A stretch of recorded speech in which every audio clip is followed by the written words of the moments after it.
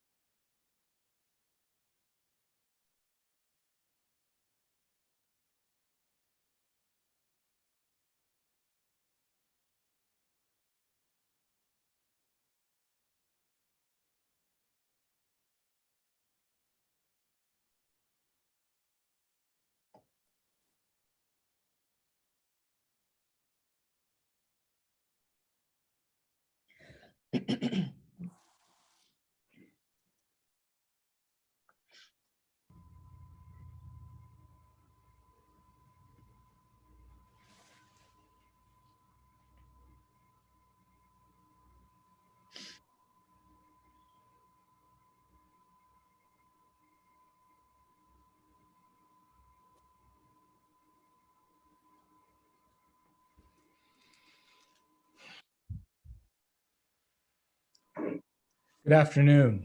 My name is Arlen Lewis, and I'm a partner in the Birmingham, Alabama office of Blueprint Construction Council.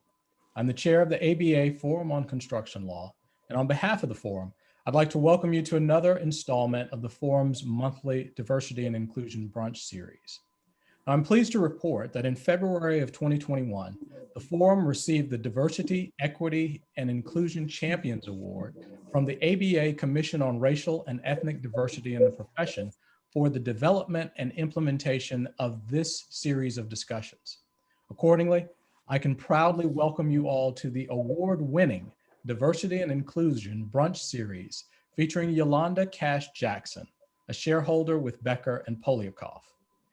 The ABA Forum on Construction Law is the largest organization of construction lawyers in the world and serves as a thought leader and resource to the construction industry. Diversity and inclusion is a priority of the forum, and we consistently take action to enhance participation, inclusion, and leadership opportunities for attorneys of diverse backgrounds through our programs, publications, and other initiatives.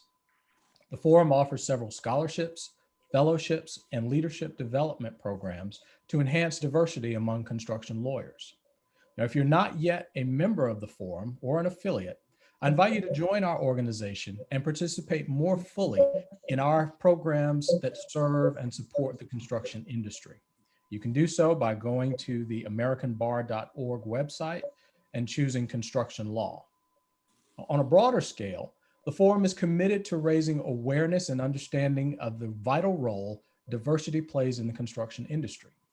For many years, the forum has featured a broad spectrum of prominent keynote diversity speakers at each of its national meetings, ranging from civil rights lawyer Fred Gray to Nobel laureate Stephen Chu, the Right Honorable Beverly McLaughlin, the first woman to serve as Chief Justice of the Supreme Court of Canada, and Vicki O'Leary, an iron worker and 2019 ENR Award of Excellence winner for her efforts to combat harassment on construction project sites. Recently, the forum dedicated one of its national meetings exclusively to issues of inclusion, diversity, and professionalism within the construction industry. Now, at the core of the forum are the principles of respect, professionalism, inclusion, and collegiality. In addition to race, gender, ethnicity, and other categories traditionally associated with diversity and inclusion, we also value diversity of ideas, perspectives, and opinions.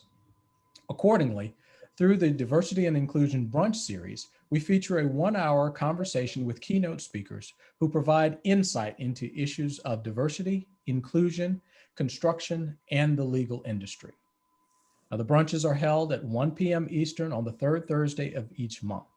These programs are free and open to all members of the forum, friends, clients, and anyone else who's interested. Pre-registration is required, so mark your calendars and stay tuned for announcements concerning registration details.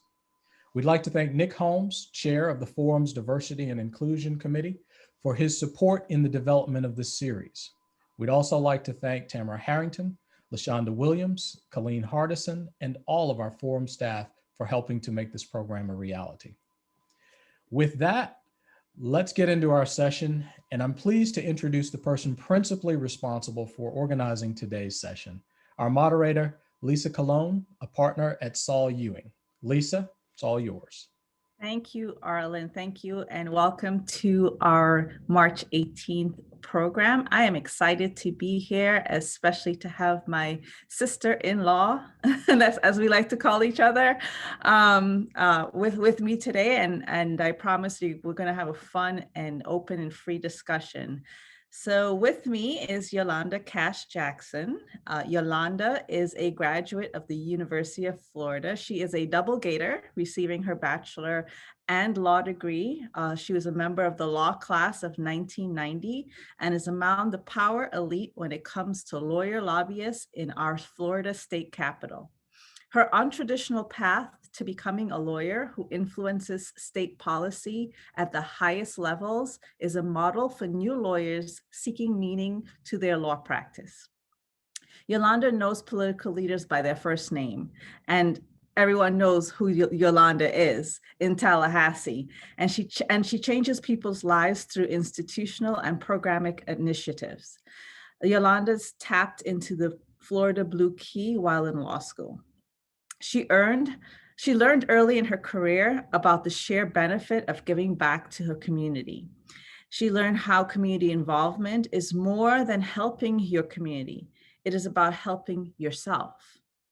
Through her active involvement in organizations as diverse and prestigious as the University of Florida Foundation, the Levin College of Law's Law Center Association Board of Trustees, the Orange Bowl Committee, Delta Sigma Theta Sorority, National Social Action Committee, the Urban League of Broward County, and the National Bar Association.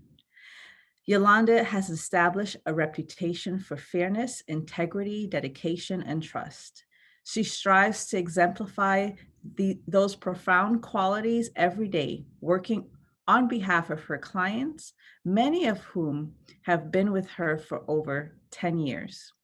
Clients rave about her commitment to client service and praise her effectiveness in Tallahassee. Yolanda's untraditional path took her through many areas of law, including family law and litigation, before she found her passion in lobbying and policy. The constant presence in her career, however, has been giving back through nonprofit and service organizations. Although her awards are too numerous to mention, Yolanda has been recognized by national organizations such as the National Bar Association for outstanding service and by local organizations, including the Junior League. Her community commitment knows no boundaries. The Miami Herald named her one of only 50 statewide influencers for 2019 election coverage, and the Daily Business Review named her the most effective lawyer in 2018. The children of inmates inducted her into the League of Superheroes, the only non-elected, non-government official to be inducted for the third time. Last, but certainly not least, Yolanda has risen to the highest ranks of her own law firm, serving as one of only 7 shareholders who form the Becker Management Committee, charged with overseeing all aspects of firm policy, operations, and strategic growth. Becker is a multi-practice commercial law firm with attorneys, lobbyists, and other professionals in offices throughout Florida and the East Coast. Yolanda understands how to leverage her strengths to create personal, meaningful, and civically impactful legal career that adds tremendous values to her clients, her firm, and her community. And with that, Yolanda, thank you, thank you, thank you. I feel like that introduction doesn't even scratch the surface. But I'm glad that you're here. Thank you for taking your time out of your very busy day. I know that Tallahassee is in session, and so I know that your time doing this today is very precious. Yes. Let's just get started. So I know that you're a Miami girl. Your family has historic roots in Miami. So just tell us a little bit about that. So thank you for that, Lisa. That was way too long. That just means that I'm really old. No. I'm looking forward to the conversation and I hope that this is really a conversation about diversity. But I am a Miami girl, third generation by way of the Bahamas. If you talk to me long enough, I do say tree. So my great grandparents came to the US, at least one set of them, in 1905, and part of the historic growth of the city of Miami, and buried in the historic cemetery. Unfortunately, that cemetery is segregated, but I spent a lot of time exploring my Bahamian roots, and look forward to the day when I can explore them even more. So, I mean, your bio talks about as an insight to your path to being where you are, which is the untraditional route of getting to be a lobbyist. Most folks come out of law school, we kind of fall into some kind of transactional or litigation career. I understand that you wanted to be a fashion buyer when you got out of college, and then you ended up in law school. So just give us some context to that. Well, as I tell young people, as I talk to many, including my own daughter, sometimes fate directs your path more than your talents. And so I wanted to be a buyer. I worked, in fact, my first job out of college was at Sears, where America used to shop, and wanted to be a buyer. And that was something that was not open to African-American women. I have always been in a path of doing things that I think that I would enjoy. I started very young with the Jordan Marsh team board when they integrated the team board, and Black women then could go and try on clothes. Believe it or not, in Miami, you could not, if you were Black, that you could try on clothes, and just the whole idea of the fashion industry was very, very intriguing to me. So I majored in journalism, minored in marketing, and went off to be a fashion buyer.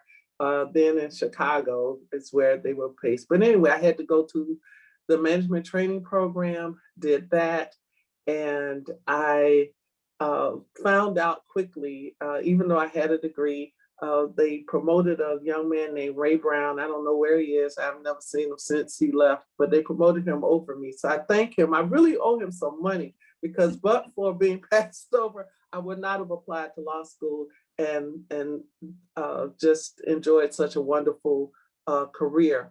But yeah, it was untraditional because I was an untraditional student. I was 29 when I started law school. I got married my second year of law school. My husband had a daughter already. And so I was a mom, a law student, and a second career person, all wrapped up in one. And my main job was to try to make more money than I did at Sears when I left. And well, that plan worked out pretty well. So that plan worked out, yes. Yeah. So you are a lobbyist at this a state lobbyist, but also I understand as a national lobbyist too for some of your bigger clients. Right. Let's just get into it, Yolanda. Mm-hmm. I can tell you from my experience as being a construction lawyer, I'm often the only person in the room. It's something I've gotten used to. Throughout my entire academic career, I went to a Catholic school in Brooklyn where I was one of 10 people of color in my graduating class. I went to University of Miami, which is a very diverse school, but still very, I don't see, at that time in the early 90s, still lacked a certain amount of diversity. And then I ended up in a career path too that took me as being the only one in the room. So how do you view that? I've always used it for motivation. I've never let it hinder me or hold me back. I've always used it for a motivator. Tell me what are your thoughts on being the only woman of color, I'm sure, in Tallahassee, doing what you do, or one of the few, I should say, and how has that motivated you and crafted your career? So first of all, I'm used to it. I mean, it's I'm used to it. That's what you alluded to that. I mean, I never went in looking as being the only one, because when I went to University of Florida, I remember this really large class of 500 students, and I was the only Black woman in that class. And I did really well in that class. It was history. I'm a history buff, as you can see. And the professor ended up introducing himself to me, and he was like, "So, like, who are you? Who are you?" And that was still an advantage. And we turned out to be fast friends. He actually wrote my letter of recommendation to law school. But anyway, you get used to it. It allows you to create a path for yourself, and you don't have to necessarily go through a path. I think it helps to have a very nurturing environment that helps you get through it as well. I've been really blessed to be at Becker for 22 years, and I have to give a shout out to my partner, Steve Lesser and Sanjay Korean, who helped to create that nurturing environment. So, I mean, you get through it. You can't necessarily dwell on it, but you feel it. And I felt it at different levels in my career, and we can talk about that later. But being the only one is something that I've gotten used to. But you know, our vice president said something in her speech, and she said, you know, I may be the first, but I'm not the last. And I think you wear that badge. Actually, I should have put my pen on, because I do have a pen that says that. And you wear that with humility, knowing that you cannot possibly be the last one. I was the first African American woman that was ever hired by the first law firm I went into. There were 2 Black women in the firm. It was myself and a woman named Glenda who cleaned the kitchen, and that was it. I'd never went into a law firm until the time that I got ready to interview for the job. I had no idea. I knew one lawyer, George Allen, who went to school with my dad. My dad wanted to be a lawyer. He couldn't, because the state of Florida paid Black students to go out of state if they wanted to go to graduate school. So that's what I was faced against. And so you could either decide that you want to make a difference and put all that behind you and move on. And it makes you stronger in a lot of ways. And you know, so we can talk about that later. Yeah, no, we can definitely touch on some of the things that you said. I think when you when you are not the only one in the room, when you walk into a room and you're used to people who look like you, you don't realize the impact that walking in the room and no one looks like you, or no one, there's not a familiarity with the room, I like to call it, how that truly impacts you mentally, even though it's something that you may not lament on. Maybe it's not something that you let hold you back, but it does have a certain mental health aspect to it. And I think that's one of the things that sometimes is missed when we talk about diversity and inclusion. Right. Are that the lawyers who are holding the mantle, the lawyers that are the first, the lawyers that are forging a diversity and inclusion path. There's a mental health aspect to that sometimes that gets lost or not. It is so true. I can remember as a first year associate, and now that the statute of limitations has passed, I can talk about it. I can remember, even as a law clerk, being given an assignment that was clearly editing the partner's son's law review paper.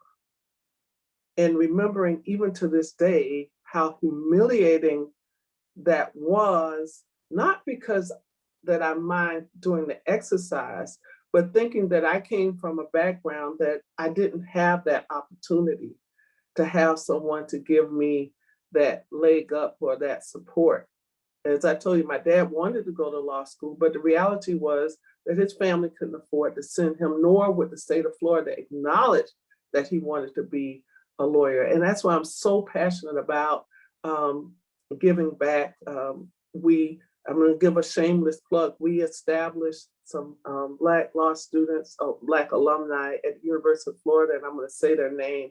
Greg Francis, Paul Perkins, got together and we put together $100,000 to now create the largest endowed scholarship at the University of Florida, which allows historically Black college students to go to law school. We're now at over $1 million and $1.3 million.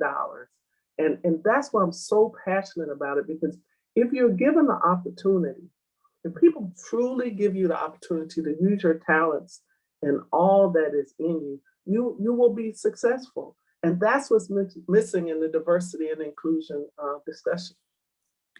So we found ourselves this summer in diversity, inclusion, Black Lives Matter conversation, and we found ourselves front and center. And when I say we, me and the entire country found ourselves front and center after the George Floyd protests. Talk a little bit about how that impacted the work that you're doing right now in Tallahassee, because almost every major corporation, I know certainly the law firms that I know my own law firm that put out policy statements. It's just addressing and letting the diverse attorneys, their Black attorneys, know that they were on their, that they were there for them, that they heard them, that they're being seen. Everyone was engaged. How did that carry on to the work that you did? Did your clients hire you at any point to say, help us with this piece? Just talk a little bit about that. Okay, so I'm going to get controversial here. It's okay. Okay. Arlen will forgive it. First of all, I have not. I think there are two schools of thought in terms of the effect in Tallahassee and what we do in Tallahassee as lobbyists. And then there's another school of thought as it relates to issues that are coming up. Some of the issues that are now being discussed in Tallahassee are certainly a result of George Floyd, not so much Breonna Taylor, but the idea of peaceful protest. We have a bill that's going through the legislature right now that will prohibit you from doing some type of protest actions and invoking some criminal liability for disturbances that come out of that. Some would say that's a direct affront to diversity and inclusion and your ability to speak out on those issues. Then, of course, there are voting rights bills that are certainly, some people would say, and I'm being diplomatic, some people would say are being sought to deter people from voting because of what happened in Georgia, where people who never voted before were energized to come out and vote. There's one bill today that's up that's talking about whether or not what you have to disclose. Well, actually, it gives a survey to students to see if they feel threatened by the discussions of their professors. And all of these things, you might say, at least a group of people might say, are a direct reflection of this movement of diversity, this movement of a new voice. And so it is a very interesting conversation. But I think what's even more impactful is that lawyers have been at the forefront of deciding and helping to decide and helping to bring forth whether these policies are constitutional and whether or not everybody has the right and has the ability to participate in that discussion. So on the lobbying side, to your point about diversity and inclusion, I have not seen a rush of companies saying, hey, we want to hire Black lobbyists, because the reality is it's a relationship with the legislators. And so I think it may take a little time. So you have companies, you have whole industries that have no Black lobbyists. and particularly Black women, there are only about 5 of us who are in the contract lobbying business in the state of Florida out of 3,000 registered Black lobbyists. And if you include the in-house lobbyists, we may get to 20 Black women that are lobbying. So it's not like we have a whole truckload of, we could all get on one bus, in other words. But I think that as time goes on, you will have more discussion. So you'll have bills like the Crown Act that allows me to freely wear my hair naturally in this style without discrimination. That bill has not had any success in Florida, although it's had success in other states, New York, for example. You'll see industries like the pharmaceutical industry that actually provides medications for sickle cell, yet the industry, at least in Florida, has no Black lobbyists. So, you know, we'll get there. I just hope that the timing of it all allows us to engage in the conversation of diversity and inclusion long enough that we don't get diversity and inclusion fatigue. And we've had fatigue on other things. You know, this is the second time in my life I've worn platform shoes. They go out of style. So I hope that it is something that is ingrained into the very fabric of what this country stands for. So that was a long answer. No, but how do we move that needle forward? I mean, so we had a summer where it was, everyone seemed to be engaged. Everyone was talking about it. Firms couldn't push out, you know, their folks' letters fast enough. Every major corporation made a statement about how important diversity and inclusion is to their business, to their culture as a company. And how do we continue to move the needle forward from your perspective? What are the things that you think companies can do to continue the conversation? And where are we? I mean, are we truly just, to me, it seems like we just go in a cycle, right? So we have, I mean, we had this, I feel like just a few years ago after St. Louis, and Michael, what was the, yes, I feel like we had the conversation was at the forefront and we were having it, and then it sort of dies and then something else happens. So I feel like we're on this hamster wheel. How do we get off the hamster wheel to make some true strides that's impactful, that we can see, that we're not still 10 years from now, that our children or our grandchildren are not still having these same types of conversations? So I think that whether you supported the Biden administration, the Biden-Harris ticket or not, whether or not you supported Barack Obama or not, the reality is that, you know, we are here. It's just like when you have a kid, it's like you can't send them back. So now we have a vice president. I have a t-shirt that says, "My VP looks like me." You know, when you start having those conversations and you have someone like a Kamala Harris in the room, it is going to have some impact, particularly if the leader acknowledges her value. And so we've seen it in some of the appointments. And I want to tell you that there is, I don't think it's so quiet, but there is a movement. And that's the difference. There is a movement of women of color across this country that have, because of COVID, that have been talking to each other, that have been organizing. You know, we are both in Greek letter organizations. My friends that don't look like me never knew what Divine Nine was. Well, they know what Divine Nine means now. And those women have been organizing and talking to each other by the thousands. We had our Links convention this summer. We had 5,000 Black women on a line. You can't do that without making an impact. And it's a different kind of impact. If you look at some of the appointments, we have the communications staff for the Biden, for Kamala's administration is all women. And so it is a time when the leaders and the influencers are looking different. I like to use the phrase reshaping influence. The influence has been reshaped you know, we are now doing things differently, just by virtue of natural attrition.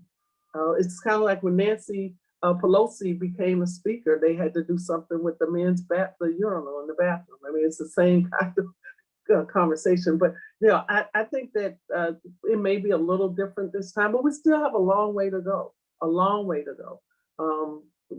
Appointments will help, and I think that it will trickle into law firms as well. So one of the things I get concerned about when we talk about diversity fatigue and kind of move the needle forward is to make, when we talk about diversity and inclusion, it's the idea of diversity is that we're reflecting the community that we're serving, what companies reflecting the community it serves, we're reflecting our country at our workplaces, and then inclusion, the invitation at the table. And now we have this equity piece, which is, that I have a true opportunity as a Black female to participate, to get business, to really be a part of whatever organization I'm a part of. So not that I'm just a number or I'm a face on your website.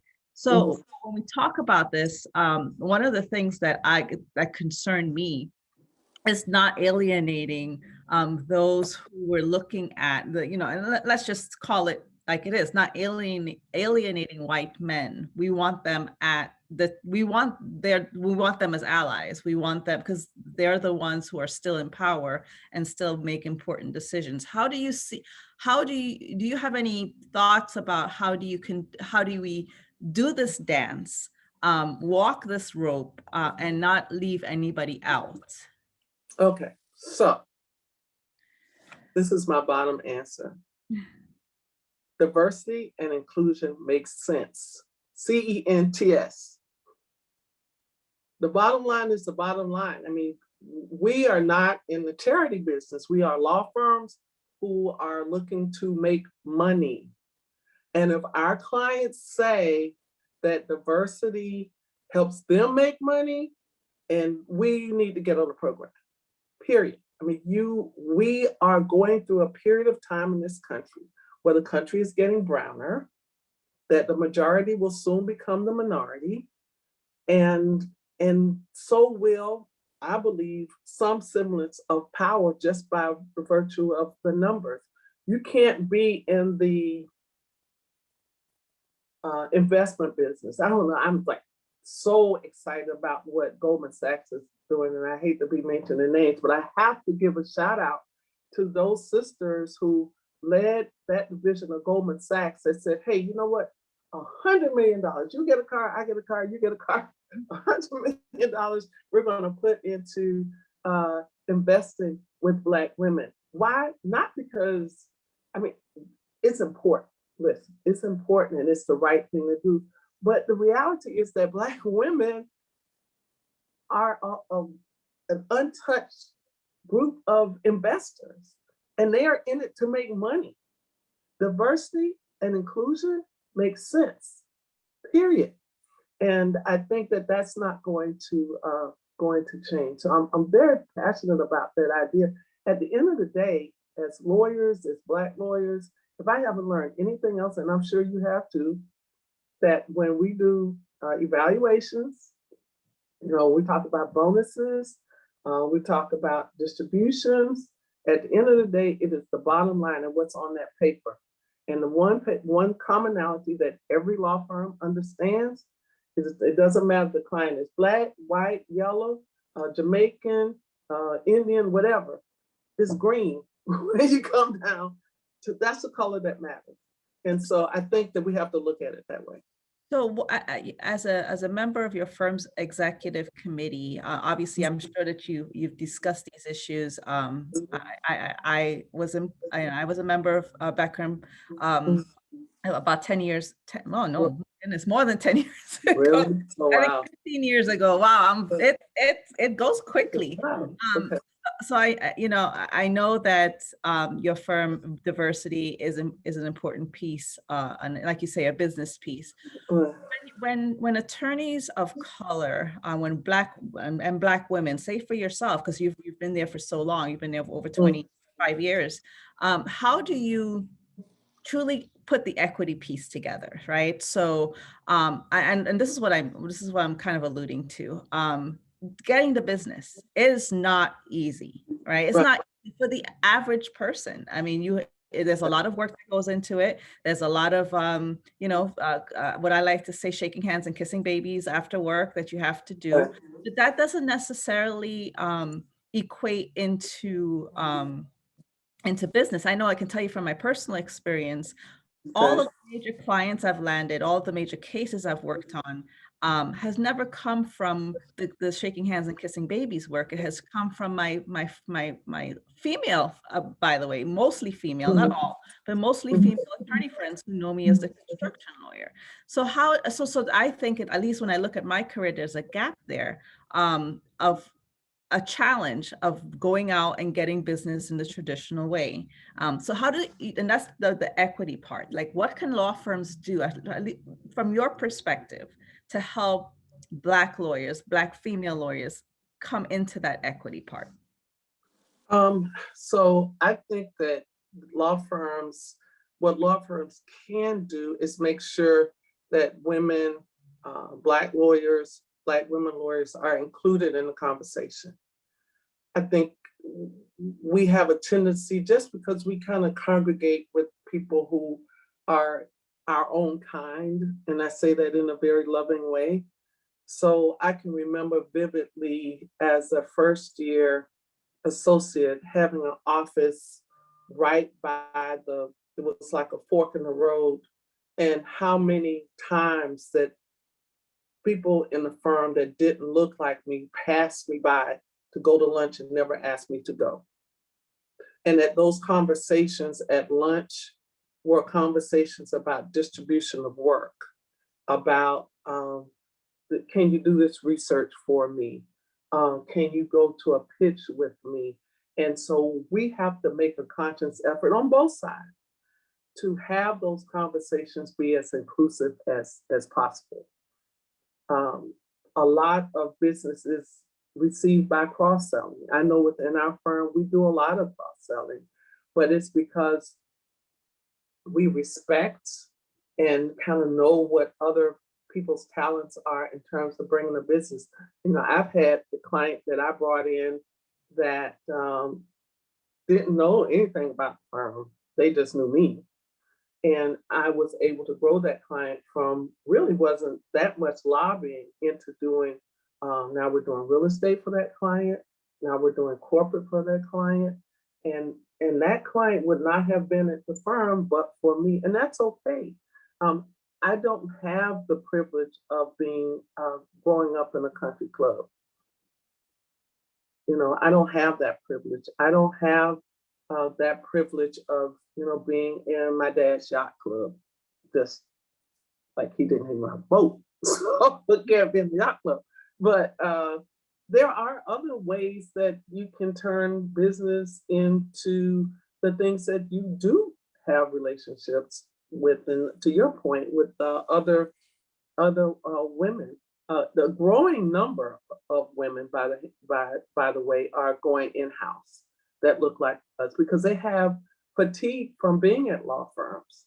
So they're going in-house. There's a huge Women of Color Corporate Council conference that, I am amazed at the level of representation there in major companies. And that's going to happen. And they're going to look and see if there's diversity and inclusion, and then to your point, equity. They want lawyers that look like them working on matters. And sometimes that cultural competency does matter. So what is, looking back on your, your 30-year career, and being in the position where you are, which is, you are the only one in the room often. Now because of COVID, but you are the only one in the room in Tallahassee. I know that for a fact. For many, that you're the only, at least in certain rooms, you're the only one. What piece of advice you think you would give, or what piece of advice do you give younger attorneys who want to do something, that are not satisfied with where they are. They've come out of law school, they've gotten their first job. What piece of advice could you give them? One, to forge a different path, and two, to again don't get that law firm fatigue, right? To hang in there. Well, I think I would say that you have to be your authentic self. I am who I am. I spent 9 years being a frustrated litigator, trying to be a white male litigator. And it's almost like trying to be Beyonce. That's not going to happen. Not anytime soon. So when I got comfortable with the fact that I could be who I was and use the talents that I was given and with the skill set that I developed, then everything was okay. I don't even be on this call. There was a young partner at a firm that I was working at. And let me just say this, let me back up. I changed firms 4 times in the first 10 years that I practiced. Wow. And you can't be afraid to do that. 4 times, but on the 4th time was a charm. I had 4 marriages and the last marriage worked. And it was a young associate at the firm that I was at before I went to Becker that said to me, he said, "Yolanda, you don't really like this." And I was like, "No, not really." He said, "But you're so good at," and he went on to tell me about my, contacts, people that I was bringing to the firm to do receptions and whatever. He said, "That's a natural. That's what you should be doing." And man, I just felt like free when he said that. And I said, "You think you could do that?" He said, "Yeah, just spend some time, looking and researching as to what was possible." And I met a guy named Alan Becker, who someone had turned me on the fact that Becker and Polikoff was looking to expand their government practice. And Alan Becker sat me down and he said, he made me make a list of all my contacts and asked me what would I do with them. And I said, "Well, I think I want to be a lobbyist." He said, "Okay, well, you may have to do a little bit of litigation in addition to the lobbyist." And I thought, "Oh, that's what you say. I am never going back. If I get out of this, I am never, no billable hours. Are you kidding me? There's no way." And so from that connection and having, like I said, a nurturing environment, because he had been a former representative, we were able to identify what was good for me, my authentic self. And in fact, he went to my first pitch was at night in the city of Opelika. I will never forget it 22 years later. And so I would just say, what I would tell young people, that just be who you are and be true to yourself. If you're not a good writer, then you can't do appellate work. It's just not going to work. But there are some talents that you will find that led you to the practice of law. And at some point in your legal career, when what you love meets with what you get paid for, you'll find a path of success. That message, being your authentic self, is something I learned probably halfway through my career so far. And I mean, I've been doing this for 21 years, and I think probably not even halfway through, probably at the 15-year mark. Right. I understood with being my authentic self, being being Lisa, whatever Lisa is, when you see her come in the door, that's who she is, right? You're right, I didn't have to be, when I was learning how to develop business and learning this whole business development concept, one of the things I realized really quickly was I am not Steve Lesser. I'm not Lee Weintraub. I cannot go into a room and sell myself like they can, because I'm not them. And I don't look like them. I don't have, the same, I won't develop the same rapport perhaps as the CEO of the company that I'm trying to the construction company that I'm trying to get work from. So I always had, I learned that probably, 15 years into doing this, that you just have to be Mhm. your authentic self. Now, here's a question. I don't know if it naturally jumps out off, but it's something that came to me when you were talking. Then when I'm in my authentic self, and then when things start rolling, I suffered imposter syndrome. Yeah. Because I feel, and I think this is one of the goes back to the mental health things. Like when you're one in the room often over and over and over again, when you start hearing people talk about you, you feel like that's not really who you are. And who is this person? Right. So have you ever had imposter syndrome? Has Um, it Not affected often, but I can say maybe once in a while. No, but and I learned about this imposter syndrome on Clubhouse. That my room. Oh, my daughter said, "Mom, are you on Clubhouse?"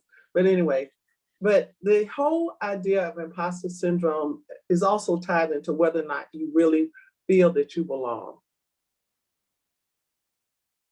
That I got over quickly. I earned everything that I've ever achieved in law, whether it was maybe through connections, but it was connections that I earned. I earned my place. Nobody gave me anything. And I think you have to tell yourself that. Look in the mirror and say, nobody gave me anything. I went out and I got it. Yes, you're going to have some doubts about, whether or not you can do it, but your faith in yourself has to outweigh that fear every time. And how do you do that? I surround myself with other positive people. I really get a lot out of positive other Black women that have done the same thing and they're going through the same thing. Oh man, does it feel better that I don't feel like I'm crazy? Am I crazy to believe that, these people really don't want me to be a part of their organization? How do I handle that? I'm working so hard. I spend all of my time working. Why isn't it paying off? And then you hear someone else that's going through the same thing that can share. So I surround myself with positive people. And then the last thing I would say is you do go through stages as you practice. I mean, it's called growing up. Some of us become adults a lot later. But you go through stages of development, and as you find yourself either in your career or as you're ending your career. When I made a conscious decision that I was going to stay out of the kiddie pool, that was my 2020. That was my 2020 statement to myself: stay out of the kiddie pool. When I found myself, should I do this? And I don't know if this is right. That's going to be too much light on me. I just said, you know what? Stay out of the kiddie pool. You know why? With a kiddie pool, you can't do anything but splash around the water. You can't dive, you can't swim, you can't do breaststrokes, you can't do anything. You can't grow, you can't flourish, you can't do the butterfly or any of that stuff. If you stay out of the kiddie pool and really get focused on your authentic self, on what you believe in, let your faith be greater than your fear, you are going to really be blowing it out the water. And I think at the end of your career, when you've kind of gone through that other stuff, and you do that, then I think you'll just blow your own mind. I really believe that. Thank you. Just put $5 in the cup for that. Something like what I'm talking about. It can't be me. Yeah. So on this call, we can't see our audience, but I'm sure our audience is filled with lots of law firm partners from law firms all over the country.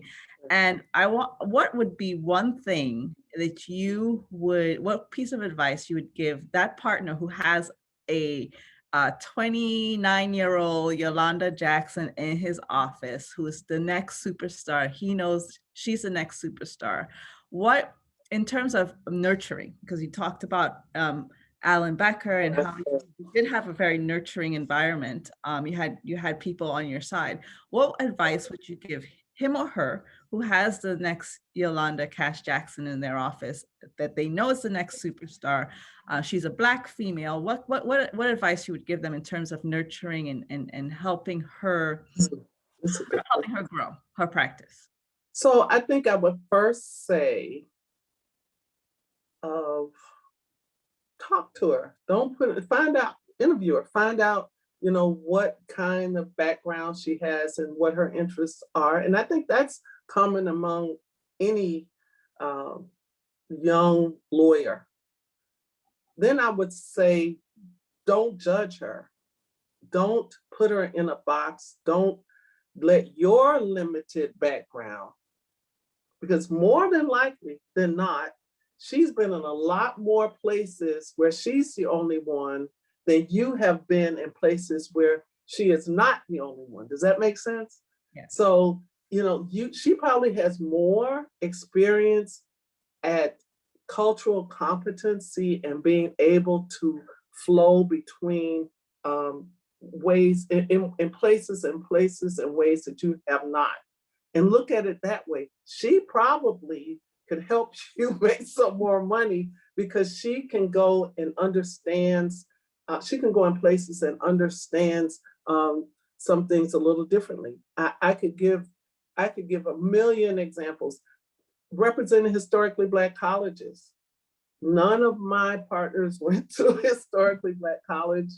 And yet they're clients of ours that we do state and federal for. We have done some legal work for. That level of business never would have been open, or at least not to that extent. Listen, we sponsor the Florida Classic. You know, we never would have been a sponsor at the Florida Classic, but for my involvement. So I would say, talk to her, don't put her in a box, and she probably can teach you a few things. You know, that's so true. I think law firms miss out, and I guess just you don't know what you don't know, right? So I think that's right. Right. I think law firms, the law firm executive model, the law firm, you know, who runs law firms, there's an opportunity there that's missed, because I do believe you're right. The diverse attorney, the Black male, Black female, the Hispanic female, Hispanic male, I guess Latinx now is the word I should be using, but Yes. Forgive me, I'm old school. I'm learning still. They come to get where if they're sitting in one of your offices at a firm, especially at a big firm, their pathway there, they've seen a lot and they've had to endure a lot to get where they are. And you're right, they can probably teach, you know, they can have reverse mentoring. I heard of that concept where. Yeah, but you know what though, Lisa, the other thing we have to say, we have a responsibility to say, is that even for those diverse lawyers, and we're going to put it back on us, the onus is back on us as diverse lawyers, you still have to learn your craft. And I have had conversations with young lawyers, young minority lawyers, about making sure that they are the best at what they are, at what they do. That gives you some security, because you may be that person that, you know, has to, you know, takes you a few times to find yourself in a place where you're comfortable, find a home. But you have to be a good lawyer. Nobody can allow you, because of malpractice and all of that, client keeping clients, you can't afford not to be a good lawyer. And I think sometimes minority lawyers get so caught up in the business development. It's a balance that they don't hone the craft. You have to be a good lawyer first. I'll challenge a little bit about that. So I absolutely agree, but here's what I've seen. When we talk about honing your craft, I've actually, this is a real example. Young Black associate, smart as a whip, probably going to be one of the best litigators we know in this country as she moves up the ranks of where she is, but had some issues with her writing. That was just not her strong suit. I think what the issue with her and the partners that she was working with, there were some implicit biases there, right? So you have a young Black attorney that comes and they're not writing at a level you would have expected an attorney who has made it through a pretty prominent also law firm in their state. And I think the implicit bias is to just cast her away, that she's not going, there's no help for her. That's who she is. It's not going to matter. So, I mean, any thoughts on how, when you take it, going through it's our responsibility, it's your responsibility as the attorney to hone in on your craft, to Right. get to be a good lawyer. How do you navigate, or what tips can you give a young attorney to navigate some of the implicit bias that they may come across when trying to do that? Say, hey, I'm not a good writer, but understand that you can help somebody, you're helping other people being better at what they're not good at. Right. Help me. So I had some writing challenges. I took a writing course. Somebody said it one time, and that was enough for me because of the implicit bias. Or someone that said, I heard a lawyer in an interview, after an interview, saying, well, they sound exactly like a litigator to a white male. And I thought, well, excuse me, what does a litigator sound like? What does a litigator look like? Do they not look like me? Do they not sound like me? What do you mean sound like a litigator? That's implicit bias, right? But on the other hand, if there's a proficiency in your performance that's given to you, I mean, there you go to the imposter syndrome. Oh my God, I must not be a good writer. It may be just you just need to write differently, stylistically, even for that particular lawyer. And they think that they are the best writers. I mean, I taught legal research and writing, and someone said to me, well, you need to do something about your writing. I was like, what do you mean? I taught legal research and writing when I was in law school. What are you talking about? So, for me, being my authentic self, I knew I wasn't the best writer, so I just accepted. You have a responsibility. You have a responsibility, I think, to yourself.